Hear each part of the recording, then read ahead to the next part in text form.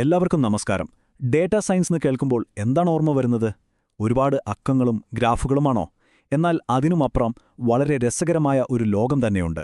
വെറും അക്കങ്ങളിൽ നിന്നും കണക്കുകളിൽ നിന്നും എങ്ങനെയാണ് വലിയ ബിസിനസ് തീരുമാനങ്ങളും നമ്മുടെ ജീവിതത്തെ സ്വാധീനിക്കുന്ന കണ്ടെത്തലുകളും ഉണ്ടാകുന്നതെന്ന് നമുക്ക് നോക്കാം.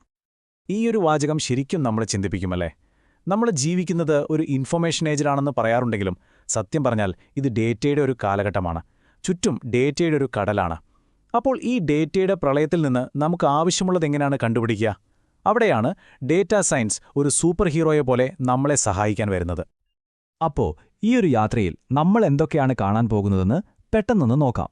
ഡാറ്റാ യുഗം എന്താണെന്ന് തുടങ്ങി ഒരു ഡാറ്റാ സയന്റിസ്റ്റിന് എന്തൊക്കെ കഴിവുകൾ വേണം, ഈ പ്രോസസ്സ് എങ്ങനെയാണ് പ്രവർത്തിക്കുന്നത്, പിന്നെ ഇതിൻ്റെയൊക്കെ ഭാവി എന്തായിരിക്കും എന്നുവരെ നമ്മൾ നോക്കും. അപ്പോൾ നമുക്ക് തുടങ്ങിയാലോ? ശരി, അപ്പോൾ നമുക്ക് ഏറ്റവും അടിസ്ഥാനപരമായ കാര്യങ്ങളിൽ നിന്ന് തന്നെ തുടങ്ങാം. എന്താണ് ഈ ഡാറ്റാ സയൻസ്? എന്തുകൊണ്ടാണ് ടെക് ലോകത്ത് ഇപ്പോൾ എവിടെ തിരിഞ്ഞാലും ഇതിനെക്കുറിച്ച് മാത്രം കേൾക്കുന്നത്? നമുക്ക് നോക്കാം. വളരെ സിമ്പിളായിട്ട് പറഞ്ഞാൽ ഡാറ്റാ സയൻസ് എന്ന് പറയുന്നത് ചിതറിക്കിടക്കുന്ന ഒരുപാട് ഡാറ്റയിൽ ഒളിഞ്ഞിരിക്കുന്ന രഹസ്യങ്ങൾ അല്ലെങ്കിൽ പാറ്റേണുകൾ കണ്ടെത്താനുള്ള ഒരു സൂത്രവിദ്യയാണ്. അതായത് ഒരു ബിസിനസ് നേരിടുന്ന പ്രശ്നത്തെ ഒരു ചോദ്യമാക്കി മാറ്റി ഡാറ്റയെ കൂട്ടുപിടിച്ച് അതിനൊരു പ്രാക്ടിക്കൽ സൊല്യൂഷൻ കണ്ടെത്തുന്നു. ഇതൊരു തരം ഡിറ്റക്റ്റീവ് പണി പോലെയാണ്, അല്ലേ? ഡേറ്റാ സയൻസും ഡേറ്റാ അനാലിസിസും ഇത് രണ്ടും ഒന്നാണോ? പലർക്കും ഈ ഒരു സംശയമുണ്ട്. അല്ല, ചെറിയ വ്യത്യാസങ്ങളുണ്ട്. ഡേറ്റാ അനാലിസിസ് കൂടുതലും ഫോക്കസ് ചെയ്യുന്നത് നിലവിലുള്ള ഡേറ്റ വെച്ച് ഇപ്പോൾ എന്ത് സംഭവിച്ചു എന്ന് കണ്ടെത്താനാണ്. പക്ഷേ ഡേറ്റാ സയൻസ് ഒരു പടി കൂടി മുന്നോട്ട് പോയി ഇനി എന്ത് സംഭവിക്കാം എന്ന് പ്രവചിക്കാനും പുതിയ വഴികൾ കണ്ടെത്താനുമൊക്കെ ശ്രമിക്കുന്നു.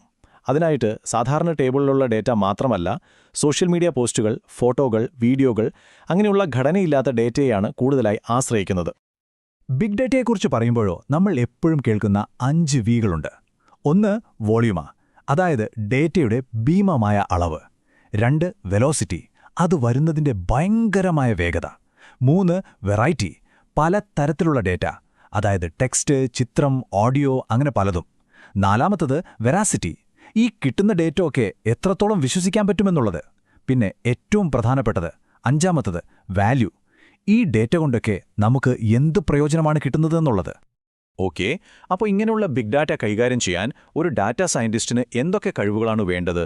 ഇത് വെറും കോഡിംഗ് മാത്രമല്ലാട്ടോ, അതിലും ഒരുപാടുണ്ട്. പ്രധാനമായും 3 കാര്യങ്ങളാണ് ഒരു ഡാറ്റാ സയന്റിസ്റ്റിന്റെ അടിത്തറ എന്ന് പറയാം.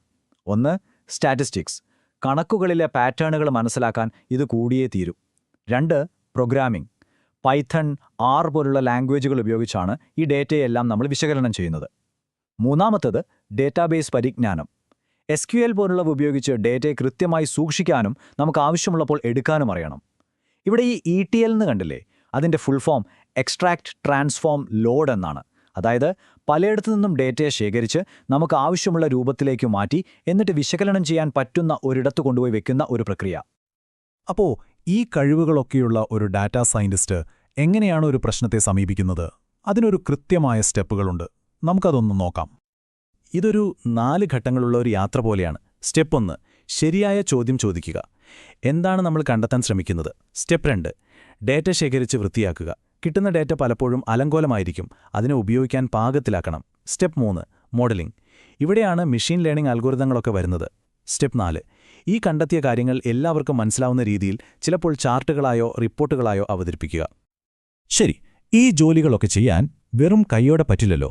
ഡാറ്റാ സയന്റിസ്റ്റുകൾ ഉപയോഗിക്കുന്ന പ്രധാനപ്പെട്ട ചില ആയുധങ്ങൾ, അതായത് ടൂളുകൾ, ഏതൊക്കെയാണെന്ന് നമുക്ക് പരിചയപ്പെടാം. നോക്കൂ, ഓരോ ജോലിക്കും അതിന് യോജിച്ച ടൂളുകളുണ്ട്. പ്രോഗ്രാമിങ്ങിനും സങ്കീർണമായ മോഡലുകൾ ഉണ്ടാക്കാനും പൈത്തണും ആറും പോലുള്ളവ ഉപയോഗിക്കും. ഡേറ്റാബേസിൽ നിന്ന് വിവരങ്ങൾ വേഗത്തിലെടുക്കാൻ SQL ഉപയോഗിക്കും. വലിയ ഡേറ്റ കൈകാര്യം ചെയ്യാൻ ഹാഡൂപ്പ് പോലെയുള്ള ടെക്നോളജികളുണ്ട്. അവസാനം ഈ നമ്പറുകളെയും കണക്കുകളെയുമെല്ലാം ആർക്കും ഒറ്റ നോട്ടത്തിൽ മനസ്സിലാവുന്ന മനോഹരമായ ചാർട്ടുകളും ഡാഷ്ബോർഡുകളുമാക്കി മാറ്റാൻ ടാബ്ലോ പോലുള്ള ടൂളുകൾ സഹായിക്കും. ഓക്കെ, നമ്മൾ തിയറിയും ടൂൾസുമൊക്കെ കണ്ടു. പക്ഷെ ഇതൊക്കെ വെറും കമ്പ്യൂട്ടറിനുള്ളിൽ ഒതുങ്ങുന്ന കാര്യങ്ങളാണോ? അല്ലേയല്ല. നമ്മുടെ യഥാർത്ഥ ജീവിതത്തിൽ ഇതെങ്ങനെയാണ് മാറ്റങ്ങൾ കൊണ്ടുവരുന്നതെന്ന് നോക്കിയാലോ? നിങ്ങൾ ഓൺലൈനായി ഒരു സാധനം ഓർഡർ ചെയ്യുമ്പോൾ അത് ഏറ്റവും വേഗത്തിലും കുറഞ്ഞ ചെലവിലും നിങ്ങളുടെ കയ്യിലെത്തുന്നത് എങ്ങനെയാണെന്ന് എപ്പോഴെങ്കിലും ചിന്തിച്ചിട്ടുണ്ടോ? ഫെഡെക്സ് പോലുള്ള വലിയ കമ്പനികൾക്ക് പിന്നിൽ സങ്കീർണമായ ഡേറ്റാ സയൻസ് മോഡലുകളാണ് പ്രവർത്തിക്കുന്നത്. ഏത് റൂട്ടിലൂടെ പോയാലാണ് ട്രാഫിക് കുറവ്, ഏത് വണ്ടി ഉപയോഗിച്ചാലാണ് ലാഭം എന്നൊക്കെ തീരുമാനിക്കുന്നത് ലക്ഷക്കണക്കിന് ഡേറ്റാ പോയിന്റുകളെ വിശകലനം ചെയ്തിട്ടാണ്. ഇതവർക്ക് കോടിക്കണക്കിന് രൂപയാണ് ലാഭിച്ചു കൊടുക്കുന്നത്. ഇതുമാത്രമല്ല, നമ്മൾ ദിവസവും ഉപയോഗിക്കുന്ന ഒരുപാട് കാര്യങ്ങൾക്ക് പിന്നിൽ ഡാറ്റാ സയൻസ് ഉണ്ട്. നിങ്ങൾ ഗൂഗിളിൽ എന്തെങ്കിലും സെർച്ച് ചെയ്യുമ്പോൾ ഏറ്റവും നല്ല റിസൾട്ട് ആദ്യം തന്നെ വരുന്നത് കണ്ടിട്ടില്ലേ? അല്ലെങ്കിൽ ആമസോണിൽ ഒരു സാധനം വാങ്ങിക്കഴിഞ്ഞാൽ നിങ്ങൾക്കിതും ഇഷ്ടപ്പെട്ടേക്കാം എന്ന് പറഞ്ഞ് വേറെ പ്രോഡക്ട്സ് കാണിക്കുന്നത്, നെറ്റ്ഫ്ലിക്സിലെ റെക്കമെൻഡേഷൻസ്, ഇതെല്ലാം ഡാറ്റയുടെ കളിയാണ്. ഈ ഒരു ഫീൽഡെന്ന് പറയുന്നത് മിന്നൽ വേഗത്തിലാണ് വളരുന്നത്. അപ്പോൾ ഡാറ്റാ സയൻസിന്റെ ഭാവി എന്തായിരിക്കും? നമുക്കതിൽ വരാൻ പോകുന്ന ഒരു പ്രധാനപ്പെട്ട ട്രെൻഡ് നോക്കാം. ഒന്ന് ചിന്തിച്ചു നോക്കൂ. ഒരു വലിയ ഫാക്ടറിയിൽ ആയിരക്കണക്കിന് പ്രോഡക്ട്സ് ഉണ്ടാക്കുന്നു. അതിൽ കേടുപാടുകളുണ്ടോ എന്ന് പരിശോധിക്കാൻ മനുഷ്യർക്ക് പകരം ക്യാമറകൾ, കമ്പ്യൂട്ടറുകൾക്ക് കാണാനുള്ള കഴിവ് നൽകുന്ന കമ്പ്യൂട്ടർ വിഷൻ എന്ന ടെക്നോളജി ഡേറ്റാ സയൻസുമായി ചേരുമ്പോൾ ഇതുപോലുള്ള അത്ഭുതങ്ങൾ സാധ്യമാകും. ക്വാളിറ്റി ചെക്ക് പോലുള്ള കാര്യങ്ങൾ ഓട്ടോമേറ്റ് ചെയ്യാൻ ഇത് ബിസിനസ്സുകളെ സഹായിക്കും. ഭാവിയുടെ ഒരു നേർക്കാഴ്ചയാണിത്. അപ്പോൾ നമ്മൾ ഇന്ന് സംസാരിച്ച കാര്യങ്ങൾ വെച്ച് നോക്കുമ്പോൾ ഒരു പ്രധാന ചോദ്യം ബാക്കിയുണ്ട്. എണ്ണയേക്കാളും വിലപിടിപ്പുള്ള ഒരു വിഭവമായി ഡേറ്റ മാറിക്കൊണ്ടിരിക്കുകയാണ്. അത് വിശകലനം ചെയ്യാനുള്ള സൂപ്പർ പവറും നമ്മുടെ കയ്യിലുണ്ട്. പക്ഷേ ശരിയായ ചോദ്യങ്ങൾ ചോദിച്ചില്ലെങ്കിൽ ഈ ശക്തിയൊക്കെ ഉണ്ടായിട്ടും ഒരു കാര്യവുമില്ല. അപ്പോൾ എന്റെ ചോദ്യം ഇതാണ്: ഇത്രയും ഡേറ്റ കയ്യിലുള്ളപ്പോൾ ഏതൊക്കെ ചോദ്യങ്ങളാണ് നമ്മൾ ചോദിക്കേണ്ടത്? ഇതിന്റെ ഉത്തരത്തിലാണ് ഡേറ്റ സയൻസിന്റെ യഥാർത്ഥ ഭാവിയുള്ളത്. നിങ്ങളെന്ത് പറയുന്നു?